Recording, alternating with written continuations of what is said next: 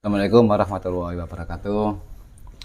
Pada video kali ini saya akan sedikit menunjukkan request user order di Shopee.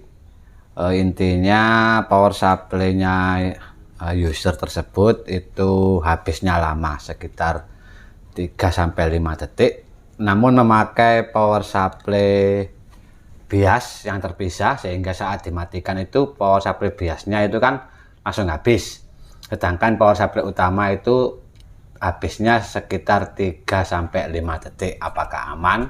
Nanti akan saya praktekkan sesuai request dari user yang order di Shopee, kirim ke Sumatera ya, kalau nggak salah Muara Enim.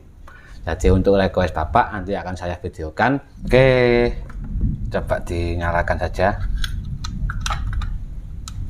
Ini saya pakai SMPS 85 volt DC, supply-nya juga pakai ekstra ya, pakai ekstra. Nanti langsung dicabut saja power supply biasnya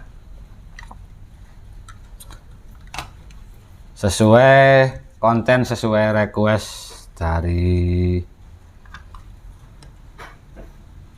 orderan Shopee yang kirim ke Muara Enim, Sumatera. Oke, sudah benar semua, nancap. Kita nyalakan.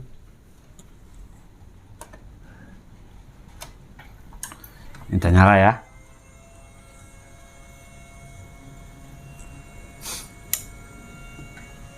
Kalau ini sudah keluar ya, coba diperlihatkan osiloskopnya.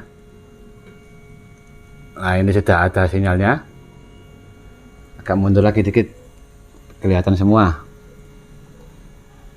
Oke ya, kita coba kasih sinyal.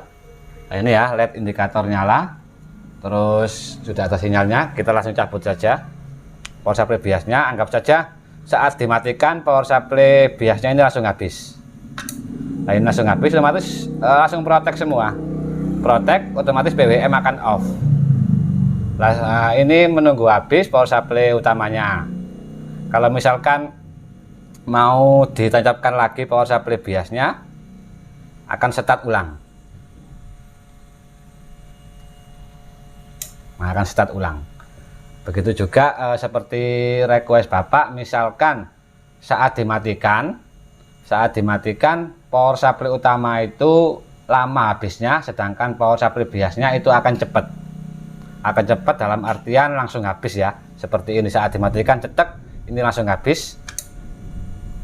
Dalam beberapa detik power supply utama akan habis juga. Itu masih aman pak ya, masih aman selama power supply biasnya itu nggak terbalik ataupun over di atas 15 volt seperti itu, atau ya rawan lah kalau di atas 12 volt.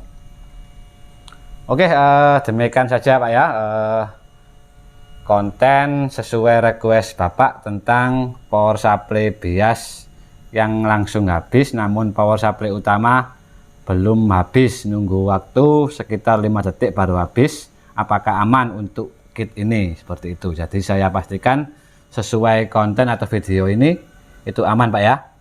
Oke, nanti akan saya kasih marking, ambilkan spidol.